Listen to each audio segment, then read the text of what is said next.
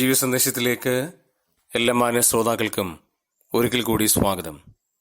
എല്ലാ ദിവസവും നിങ്ങളുടെ അടുക്കലേക്ക് ദൈവത്തിൻ്റെ വചനവുമായി വരുവാൻ സ്വർഗത്തിലെ ദൈവം അടിയനെ സഹായിക്കുന്നത് കൊണ്ട് ദൈവത്തെ സ്തുതിക്കുന്നു. ഈ ശുശ്രൂഷയെ ഓർത്ത് പ്രാർത്ഥിക്കുകയും ദൈവകരങ്ങളിൽ ഓർപ്പിക്കുകയും ചെയ്യണം എന്നുള്ള കാര്യം നിങ്ങളെ വിനയപൂർവ്വം ഓർപ്പിക്കുന്നു. ഇന്നത്തെ നമ്മുടെ ധ്യാനഭാഗം ലൂക്കോസിന്റെ സുവിശേഷം 15-ാം അധ്യായം 32-ാമത്തെ വചനം. നിന്റെ ഈ സഹോദരനോ മരിച്ചവനായിരുന്നു, വീണ്ടും ജീവിച്ചു, കാണാതെ പോയിരുന്നു, കണ്ടുകിട്ടിയിരിക്കുന്നു. ആകയാൽ ആനന്ദിച്ച് സന്തോഷിക്കേണ്ടത് ആവശ്യമായിരിക്കുന്നു എന്ന് പറഞ്ഞു. ലൂക്കോസിന്റെ സുവിശേഷം 15-ാം അധ്യായം വളരെ പ്രാധാന്യമുള്ള ഒരു അധ്യായമാണ്. 3 നഷ്ടപ്പെടുകളിലെ ഓർമ്മയാണ് ഇവിടെ കാണാൻ കഴിയുന്നത്. ഒന്നാമത്, 100-ൽ 1 നഷ്ടപ്പെട്ടു, 100 ആടിൽ 1 ആട് നഷ്ടപ്പെട്ടു. 2, 10 ദ്രഹ്മയിൽ 1 നഷ്ടപ്പെട്ടു. മൂന്നാമത്തെ നഷ്ടം 2 വ്യക്തികളിൽ 1 നഷ്ടപ്പെട്ടു. അതിൻ്റെ ഇക്വേഷൻ നാം പരിശോധിക്കുമ്പോൾ ഈക്വൽ ആണ് എന്നുള്ളതാണ് ഏറ്റവും രസം. 100-ൽ 1 നഷ്ടപ്പെടുകയും 10-ൽ 1 നഷ്ടപ്പെടുകയും 2-ൽ 1 നഷ്ടപ്പെടുകയും ചെയ്യുന്നതിൻ്റെ ഇക്വേഷൻ സെയിം ആണ്. അതിൻ്റെ മൂല്യം സെയിം ആണ്.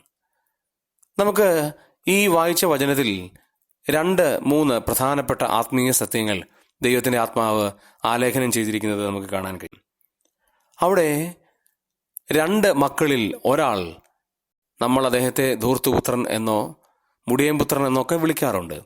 അതെ, അങ്ങനെ ഉണ്ടായിരുന്നവൻ, അവന് കിട്ടിയ സ്വത്തും അവന് കിട്ടിയ എല്ലാ സൗകര്യങ്ങളും അതുകൊണ്ട് ലാവിഷായി സുഹൃത്തുക്കളോടൊത്ത് നഷ്ടപ്പെടുത്തി തിരികെ വന്നിരിക്കുകയാണ്. എല്ലാം നഷ്ടപ്പെട്ടവനായി തിരികെ വരികയാണ്. തിരികെ വരുമ്പോൾ പിതാവ് തൻ്റെ ജ്യേഷ്ഠനോട് പറയുന്ന ഒരു വളരെ പ്രാധാന്യമുള്ളൊരു കാര്യമാണ്. 1, ഈ സഹോദരൻ മരിച്ചവനായിരുന്നു.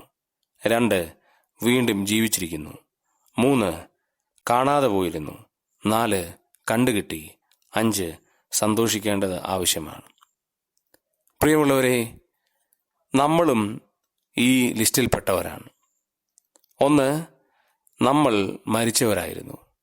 എഫേസ്യ ലേഖനം 2-ാം അധ്യായം 1-ാം വചനത്തിൽ നമ്മൾ ഇപ്രകാരം വായിക്കുന്നു: അതിക്രമങ്ങളാലും പാപങ്ങളാലും മരിച്ചവരായിരുന്ന നിങ്ങൾ. അതിൻ്റെ കറക്റ്റ് ട്രാൻസ്ലേഷൻ അതിക്രമങ്ങളിലും പാപങ്ങളിലും മരിച്ചവർ എന്നുള്ളതാണ്. അതിക്രമങ്ങളിലും പാപങ്ങളിലും മരിച്ചവരായിരുന്ന നമ്മൾ, ഒരു തരത്തിലും ദൈവസന്നിധിയിലേക്ക് വരുവാൻ യോഗ്യതയില്ലാത്തവരായ നമ്മൾ. പക്ഷേ കർത്താവായ യേശുക്രിസ്തുവിൻ്റെ ആർദ്രമായ കരുണയാൽ, ദൈവത്തിൻ്റെ ദയയാൽ നമുക്ക് ജീവൻ ലഭിക്കുവാനിടയായി, നമുക്ക് ജീവിക്കുവാനായിട്ടിടയായി. അതാണ് ഇവിടെയും പറയുന്നത്. മരിച്ചവനായിരുന്നു, പക്ഷെ വീണ്ടും ജീവിച്ചിരുന്നു. നമ്മെ ജീവിപ്പിച്ചത് സ്വർഗത്തിലെ ദൈവമാണ്. സകല പ്രപഞ്ചത്തിൻ്റെയും സകലത്തിൻ്റെയും ഉടയതാവും നിയന്ത്രിതാവുമായിരിക്കുന്ന മഹോന്നതനായ ദൈവം നമ്മെ ജീവിപ്പിച്ചു എന്നല്ലാതെ നമുക്ക് വേറെ ഒന്നും പറയാനില്ല. 3, അവനെക്കുറിച്ച് പറയുന്നത് കാണാതെ പോയിരുന്നു. ഞാനും നിങ്ങളും ദൈവത്തിൽ നിന്ന് വളരെ കാണാതെ പോയ ആളുകളായിരുന്നു. നമ്മൾ വായിക്കുന്നുണ്ട് ലൂക്കോസിന്റെ സുവിശേഷം 19-ാം അധ്യായം 10-ാമത്തെ വചനത്തിൽ, കാണാതെ പോയതിനെ തിരരക്ഷിപ്പാണല്ലോ മനുഷ്യപുത്രൻ വന്നത്.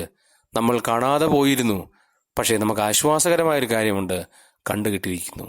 എത്രയോ സന്തോഷകരമായ കാര്യമാണ്. ഈ മകനും ഇതുപോലെ പോയ ആളാണ്, എന്നാൽ അവനെ കണ്ടുകിട്ടുവാനിടയായി. എന്തുകൊണ്ടാണ് നാം വായിക്കുന്നത്? അവന് സുബോധം വന്നു എന്നാണ് നാം വായിക്കുന്നത്. 17-ാം വചനത്തിൽ നമ്മൾ വായിക്കുന്നു, അപ്പോൾ സുബോധം വന്നിട്ട് അവൻ. അതുവരെയും അവൻ്റെ സൗഹൃദ വലയത്തിൽപ്പെട്ടവനായിരുന്നു. സുബോധമില്ലായിരുന്നു. അവൻ്റെ വസ്തുവകകളും അവൻ്റെ നാണ്യങ്ങളും എല്ലാം നഷ്ടപ്പെടുത്തി സുഹൃത്തുക്കളോടൊത്ത് ചെലവഴിച്ചു. അപ്പോഴൊന്നും അവന് സുബോധമില്ലായിരുന്നു.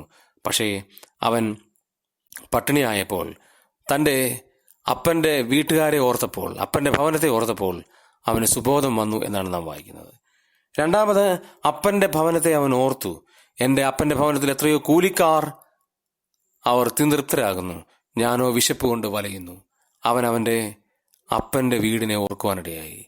പ്രിയമുള്ളവരെ, നാമും ഇതുപോലെ ദൈവത്തിൽ നിന്ന് വളരെ അകലെ കഴിഞ്ഞവരായിരുന്നു. സ്വർഗത്തിലെ ദൈവമാകുന്ന നമ്മുടെ ദൈവത്തിൻ്റെ ആ വീട് നമ്മൾ ഓർത്തു എന്ന് പറയുന്നതിനേക്കാൾ ദൈവം നമ്മളെ ഓർത്തു എന്ന് പറയുന്നതാണ് ഏറ്റവും രസം.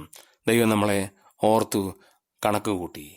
3 നമ്മൾ വായിക്കുന്നത്, അവൻ അപ്പനോട് ക്ഷമ പറയുവാനായിട്ട് എഴുന്നേൽക്കുകയാണ്. അതിൻ്റെ 18-ാമത്തെ വചനത്തിൽ നമ്മൾ വായിക്കുന്നത്, ഞാൻ എഴുന്നേറ്റ് എൻ്റെ അപ്പൻ്റെ അടുക്കൽ ചെന്ന് അപ്പനോട്, ഞാൻ സ്വർഗത്തോടും നിന്നോടും പാപം ചെയ്തിരിക്കുന്നു, ഇനി നിന്റെ മകൻ എന്ന പേരിന് ഞാൻ യോഗ്യനല്ല, നിന്റെ കൂലിക്കാരൻ ഒരുത്തലെ പോലെ എന്നെ ആക്കണമേ എന്ന് പറയും എന്ന് പറഞ്ഞു. പറഞ്ഞില്ല, പറയും എന്ന് പറഞ്ഞു. അവൻ തിരികെ മടങ്ങി വരുമ്പോൾ ഈ കാര്യങ്ങളിൽ 2 കാര്യം മാത്രമേ അവൻ പറഞ്ഞുള്ളൂ. മൂന്നാമത്, കൂലിക്കാരൻ ഒരാളെ പോലെ ആക്കണമേ എന്ന് പറയുന്നതിന് മുമ്പ് തന്നെ അപ്പൻ അവൻ്റെ കഴുത്തിൽ കെട്ടിപ്പിടിച്ച് ചുംബിച്ചതായിട്ടാണ് നാം വായിക്കുന്നത്.